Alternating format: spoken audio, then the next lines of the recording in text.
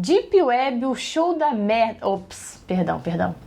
Deep Web, o show da morte. Desculpa, gente, é que desde que eu assisti esse filme, a palavra merda não sai da minha cabeça. Tinha tempo que eu não assistia um filme de terror tão ruim quanto esse. Eu tava evitando, eu tava desviando daqueles que eu já sabia que seriam terríveis, mas desse aqui eu não consegui desviar. Alguns dias atrás eu fui perguntada em uma live no canal do Rafa Camargo qual era o pior filme de terror que eu já tinha assistido esse ano até o momento. E eu fiquei muito na dúvida para responder essa pergunta. Se eu já tivesse assistido esse filme no dia da live, eu não teria dúvida nenhuma. Surpreendido com a notícia da morte da sua irmã, o Ethan vai até a sua cidade natal com a intenção de desvendar o que aconteceu com ela. Ao começar a encontrar pistas, ele descobre o Show da Morte, que é um programa da Deep Web onde pessoas pagam para assistir e interagir com a morte de outras pessoas. Pronto, aí tu pensa...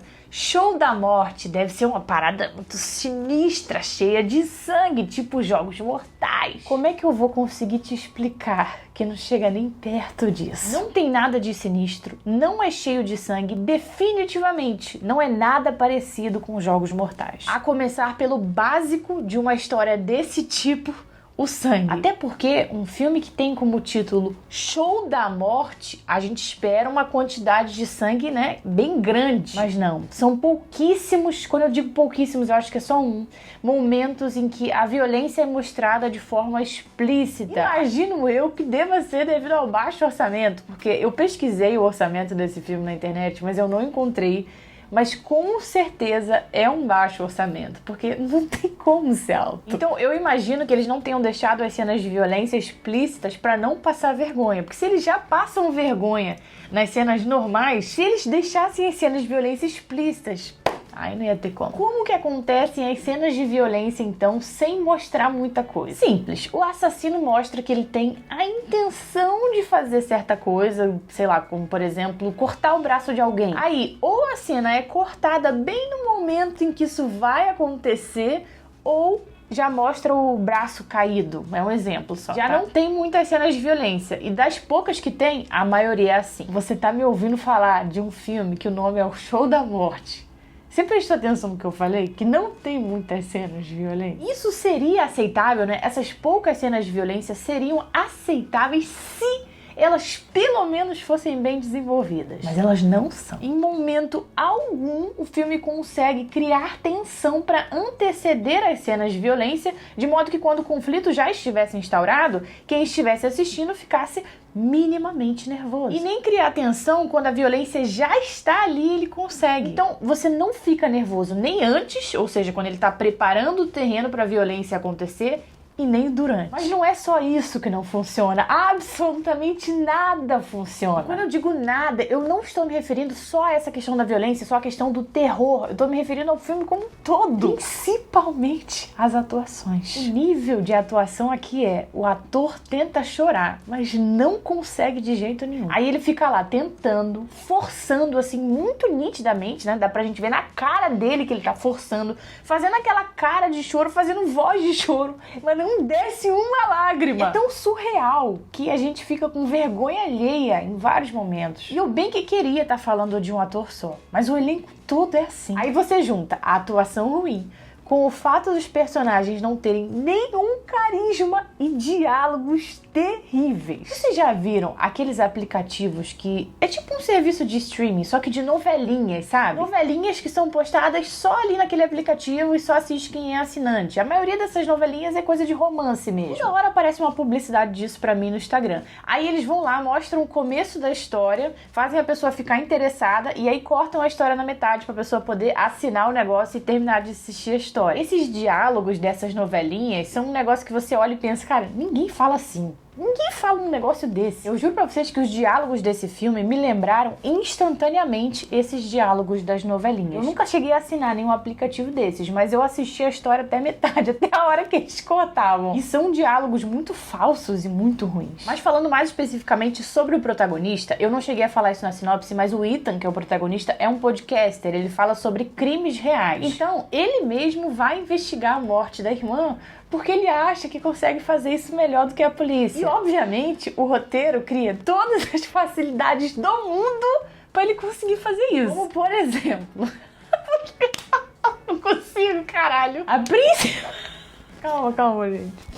Vai estragar minha maquiagem. A principal pista do que aconteceu com a irmã dele tá escrita em um quadro branco na parede do apartamento da irmã. Tu quer mais uma? A melhor amiga da irmã confessa tudo instantaneamente no momento em que ele pergunta: tem alguma coisa que vocês não contaram para a polícia? É outra. O amigo dele é um hacker surreal de bom que obviamente consegue superar os hackers surreais de bons que são os assassinos. Então o roteiro cria todas as facilidades possíveis para fazer a história se desenvolver. História essa que já não era interessante. História essa que já trazia personagens sem carisma e atuações ruins. Então a cereja do bolo do roteiro só podia ser essa: facilitar a vida do protagonista de modo que ele consiga resolver o mistério rapidamente. E é claro que, como estamos falando de um terror, um roteiro que cria facilidades para a resolução também é um roteiro que cria facilidades para o conflito. Em outras palavras, emburrece os personagens. Exemplo: em uma conversa, a menina diz que a irmã do cara desapareceu e depois foi encontrada morta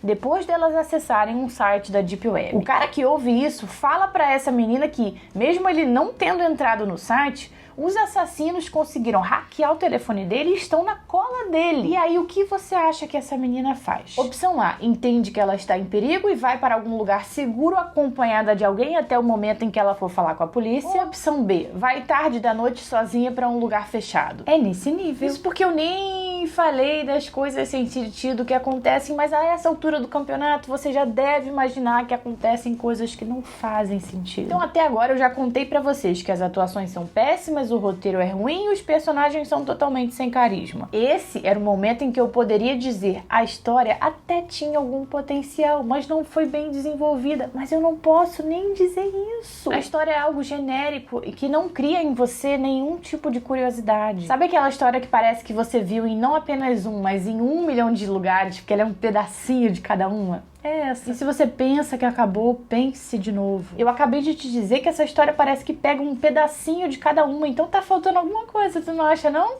É isso mesmo, alívio cômico. Sim, em determinado momento o filme tenta trazer alívio cômico e adivinha? Não funciona! O que passou pela cabeça da pessoa que achou que dava pra colocar um alívio cômico ali se nem tensão eles conseguem criar, gente? Ou seja, não é alívio cômico, é só cômico. Ou seria cômico se não fosse trágico. Aí, pra fechar com chave de bosta e pra tentar tirar uma onda de hahaha, você achou mesmo que tinha acabado, o filme traz um plot twist e adivinha? Não funciona! Não funciona porque foi previsível e porque lá no final ninguém tá nem aí pros personagens mais. Mas não, porque lá no começo também não tá. O sentimento que a gente fica em relação aos personagens lá no final é algo tão que se dane, que a gente só fica feliz porque o filme acabou. O desenvolvimento desses personagens, as respectivas atuações e o próprio roteiro foram tão ruins que ninguém liga pro plot twist. E eu nem posso dizer que foi uma decepção, porque eu já não esperava muita coisa desse filme. Deep Web, o Show da Morte, estreia dia 22 de agosto nos cinemas. Se você está procurando um bom filme de terror para ir assistir no cinema, eu te recomendo fortemente que você não assista esse. Mas caso você já tenha caído nessa cilada, me conte aqui embaixo o que você achou do filme e não esquece de se inscrever aqui no canal, porque por aqui eu falo de terror e se você gosta de terror, você está no lugar certíssimo. Beijinhos e até a próxima.